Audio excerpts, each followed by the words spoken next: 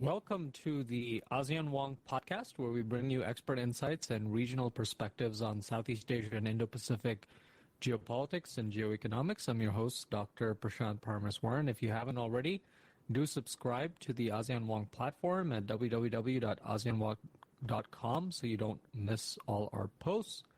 Our guest today is Professor Dindo Manhit, who has been founder and managing director of the Stratbase Group in the Philippines since 2004 and previously held various roles across government, academia, and civil society across several decades. We start our conversation talking about the current state of Philippine politics and several geoeconomic and geopolitical developments. Make sure you watch, listen, or read the full episode as we go through a range of other subjects, including future scenarios to watch on the South China Sea, as well as geoeconomic sectors such as critical minerals and semiconductors. So welcome to the ASEAN Wonk Podcast. Dindo, thank you for joining us. And let's get started with our conversation. And while there's understandably a lot of focus on the Philippines with respect to 2025, I wanted to start first by getting your views on how we might evaluate the status of the Marcos administration thus far in its single 6-year term in office. So there have been some successes, including building a more sort of global alignment network in spite of tensions with China and the South China Sea. There have also been some challenges as well. And some of the polls, including ones Stratbase has commissioned, have sort of shown issues such as on, inflation, cost of living, not unlike some of the other countries in Southeast Asia. As someone who's been helping shape policy in the Philippines for decades, I mean, how would you grade the Marcos administration's foreign and economic policy approach thus far? And you can use, whether it's a scale of 1 to 10 or, alphabet letters and so on and so forth. How do we go about thinking about this question, about how to grade the Marcos administration? I think, Dr. Prashant, when you look at the Marcos administration, 2.5 years into office, we have seen them really consolidate support in a broader population, broader sectors of Philippine society. Of course, what remains challenging is really the reality of economics, basic economics in the Philippines is really the high cost of living. And of course, with it comes challenges in terms of securing livelihood, better incomes. So the challenge of unemployment and underemployment. And it adds to the poverty of people. But beyond that, you see our own government, and this is unique. I have not seen this really, the broad support or the alliance or the partnership or the engagement that Marcos administration has really brought 2.5 years into office. And hopefully this kind of engagement goes beyond security or traditional national security engagement, but it creates opportunities for investment that can help really on terms of economic security of the Philippines. Because at the end of the day, we are an economy that continues to grow because of our young population. Consumption continues to expand. And this is driven by strong remittances from overseas Filipino workers around the world. Also strong growth in what we call the service sector. But what we are lacking is more investment in the manufacturing sector. We are not looking for big manufacturing, but if we can be part of the so-called supply chain, bigger part of the supply chain, especially as we see, as some would say, the globalization of the world economy. When I hear from future cabinet appointments of President Trump, they speak of friendshoring. I hope they realize that in ASEAN, we are the real friend. We share like-minded values. So when we see investments going to Vietnam and other countries, we tend to ask ourselves, are we simply important because of strategic location?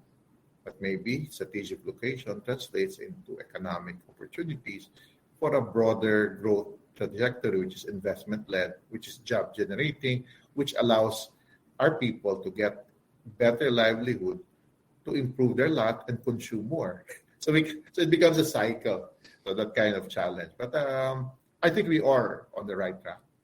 There are a lot of political noise. The international community has heard of that, but I consider it political noise because for me, I consider the Dutertes, based on my own data, the family of the former president, as a spent force in the Philippines.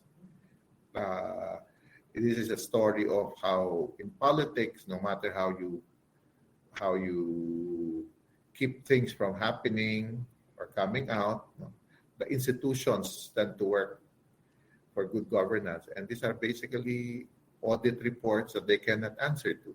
So they're deflecting it as if these are all politically motivated. Maybe the politics is there as it was, but all this data and reports are really traditional institutional ways in the Philippine society to make government officials accountable for their actions. So these are simply the noise is a deflection on the positive direction the country is moving towards, especially as we engage other countries, as we become more open to private sector investors in the Philippines.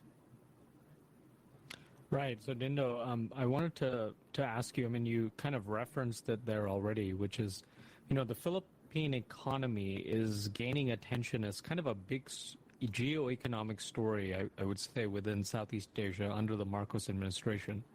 And this is beyond the sort of geopolitical focus on the South China Sea and so on and so forth. I mean, I was looking through the latest Asian Development Bank outlook that just came out for 2025. And the Philippines, again, is the second fastest growing economy in Southeast Asia after Vietnam at a projected rate of 6.2%. And the Marcos administration has noted that if this continues, the Philippines is on track to essentially become a $1 trillion economy by the early 2030s. And so I guess the question, under Marcos Sr., right, under Ferdinand Marcos was, can the Philippines sort of shed its reputation as sort of the sick man of Asia at that time?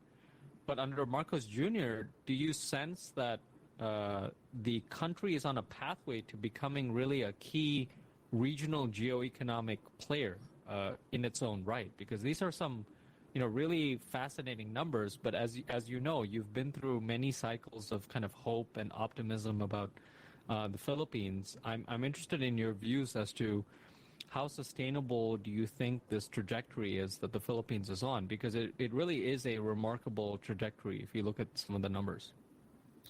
When you look at these numbers per shot, something to think about also. I would say this, that in spite of government, we are hitting those numbers. So imagine we are on that pathway a decade and a half ago under the Aquino administration. We had some challenges during the Duterte administration. Of course, the last 3 years of COVID, 2020 to 2022, really became challenging for the Philippines. But what remained strong was because of our population. That remains our key strength. And a very young population that consumes, these are median age of 25. Imagine if we build beyond the service sector, then we can sustain it further. The data that you quoted earlier is actually coming from a Standard & Poor's projection that by 2033, will be the top 20 biggest economy of the world. We're number 33 now. Problem in the Philippines, we don't like to talk about these things because we don't even read those reports. We tend to talk about how we have failed, how Vietnam, but we're actually, our economy is still bigger than Vietnam. If we can find ways also to build on our strength, which is our service sector, build more on the manufacturing side, as I said earlier, light manufacturing, agro-industrial manufacturing, a little growth there can sustain it further because I came across a study and I was invited to the briefing by HSBC, the Hong Kong Shanghai Bank, talking about how we will be the top 15 by the latter part of the 2040s if we follow this trajectory without, again, even interventions from government. That means without what I was talking about, investment-led growth. So the pathway is good. And I think our economy is resilient enough that government changes, but our economic policy don't change. And we saw that with Duterte. We got frustrated with him in terms of positions, in terms of West Philippine Sea issues, in terms of democratic challenges during his time. But the economic team that he brought together was able to maintain a trajectory moving forward. Maybe we could have grown more if it was not Duterte. But with Marcos, that's why also Marcos gets this chance of really growing hard forward because he learned from the missteps of the Duterte administration and became, you'd say, a more, coming from a family that is known for its dictatorship, is a investor-friendly, private sector-friendly administration. And with that also, side by side with his engagement at the security front. So that makes our economy stronger and we position ourselves geo-economically. Hopefully, I use the word countries that share our values, de-risk, diversify, and I'm looking forward for deglobalization because I think in that global world, we will see countries like us, the US, its allies, its partners, EU, we can really be their partner in ASEAN. Because the Philippines is the only country that is not tied up to China in terms of our economic direction and growth. Right, Dindo. So I wanted to ask a follow-up question. I mean, you mentioned a couple of times already the Duterte administration, and just so that we're sort of aligned on what that experience was like for the Philippines, because Stratbase and you yourself, you went through that period. I guess my question is, the Duterte period and the Philippines and its kind of alignment between the United States and China is a really interesting case study more broadly with respect to Southeast Asia, because you saw the Duterte administration and President Duterte himself, who had personal views with respect to the United States relative to China, try to move the Philippines closer towards China. But you did see a little bit of, and I'll leave you to sort of correct me and characterize it whatever way you want, because you were intimately involved in this. But you did see a reaction from the private sector, from society at large, because the Philippines is a democracy, sort of saying that, and including from the military, which is to say, look, we understand where our national interests lie. We know where our sort of long-time alignments are with. And so we saw President Duterte try to shift the Philippines with respect to China, but he didn't really get as much as he thought he would in terms of how much he would. So could you maybe relate, I guess for some of our listeners and watchers and readers, what was the experience like with President Duterte? And, for me, just looking at this objectively from a sort of regional Southeast Asia lens, it does reinforce the important point that irrespective of what leaders want to do, particularly in democracies like the Philippines, it is really important for you to bring along the other aspects of society, whether it's the private sector, the elites, the population at large. And we did see a little bit of a disconnect there between what the leader of the Philippines wanted and the rest of the country wanted. But I'll leave you to characterize that as somebody who was intimately involved in that process, what those lessons are for Southeast Asia in general, not just for the Philippines. Prashant, during those period, I am one of those individuals that did not give up on democracy. And also on the institutions of our own government, state institutions. Maybe because the different from other pundits is that they tend to watch by reading the news, but not really being part of the process. Me, I've lived that world. The young part of my life, lived that world again as a president of a think tank, lived that world again as I engaged in my consulting business, trying to bring investments. So I know that There were challenges at the time, but he was an elected individual president. He was a legitimate authority, and I know that we respect legitimate authority. But really, I think when we hit the midterms, I felt that there was a decline. Duterte was simply saved by COVID. But the good thing was that the institutions of our state, the Philippine state, a democratic state, and I emphasize that for ASEAN, because we're the oldest democracy in ASEAN, and we value it, really. I know that it will end. That means his term ends, he ends. And that's what we saw. Nobody believed me when I was saying that.